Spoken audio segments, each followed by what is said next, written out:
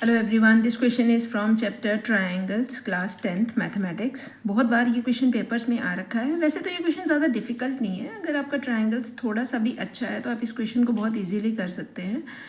तो चलिए स्टार्ट करते हैं। पहले तो हमारे पास इस क्वेश्चन में गिवन क्या है, what is given to us. Angle 1 is equal to angle 2 given है and triangle NSQ is congruent to triangle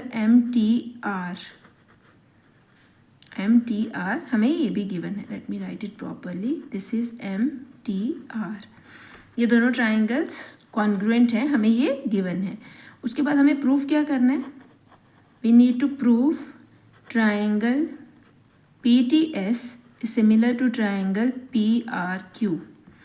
हमें ये प्रूफ करना है। तो let's start with the proof. सबसे पहले तो जो हमें गिवन है हम उसके अकॉर्डिंग यूज़ करते हैं। In triangle PST angle 1 is equal to angle 2। अगर एंगल 1 और एंगल 2 इक्वल है तो उनकी ऑपोजिट साइड्स भी क्या हो जाएंगी, इक्वल हो जाएंगी। तो therefore PS is equal to PT। Can we consider it as 1।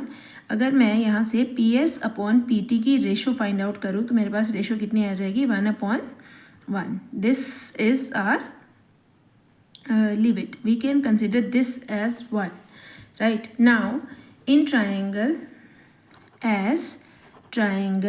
NSQ is congruent to triangle MTR। अगर ये दोनों ट्राइंगल्स कॉन्ग्रुएंट है, कौन कौन सी ट्राइंगल है, NSQ, this one triangle NSQ, एक तो ये वाला ट्राइंगल है and another one is MTR, this is MTR। अगर ये दोनों ट्राइंगल्स कॉन्ग्रुएंट होंगे तो यहाँ से क्या रिजल्ट बनेंगे, कॉरस्पॉन्डिंग एंगल्स इक्वल हो जाएंगे। Angle N is equal to angle M, angle S is equal to angle T and angle Q is equal to angle R। और क्या होगा, हमारे पास साइड्स की लेंथ इक्वल हो जाएगी। NS is equal to MT, first two, फिर हमने कैसे लेना है, SQ is equal to TR and NQ is equal to MR। ये तो कॉन्ग्रुएंसी का रिजल्ट था, है ना।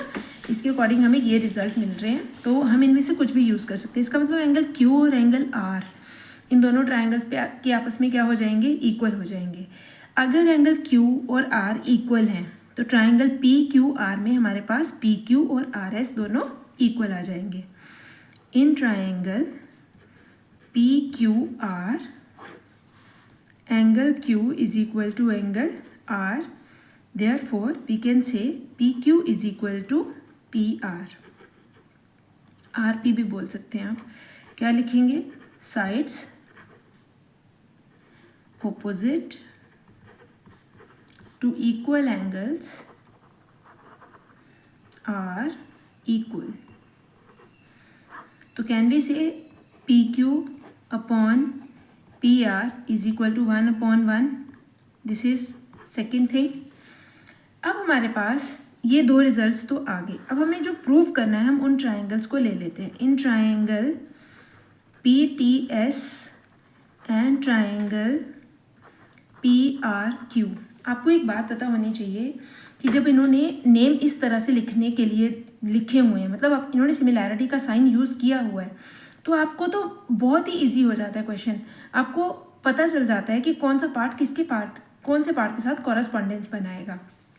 तो नेम तो आपको इसके ऊपर वर्क करने की नीड ही नहीं होती। तो आपको उन्होंने दो ट्राइंगल्स इस तरह से दे रखी थी। अब देखो, एक है ट्राइंगल PST और दूसरी है triangle PRQ। PTS and PRQ, how we can prove them similar. PTS and PRQ, क्या एंगल P दोनों में कॉमन है, तो can we say angle P is equal to angle P common. अब दूसरा हमारे पास इसकी साइड्स की रेशो कैसे बनेगी, अगर हम देखें फ्रॉम 1 and 2 तो हमारे पास PS अपॉन PT की रेशो भी 1:1 है और PQ अपॉन PR की रेशो भी 1:1 है। तो can we write it as PS upon PT is equal to PQ upon PR।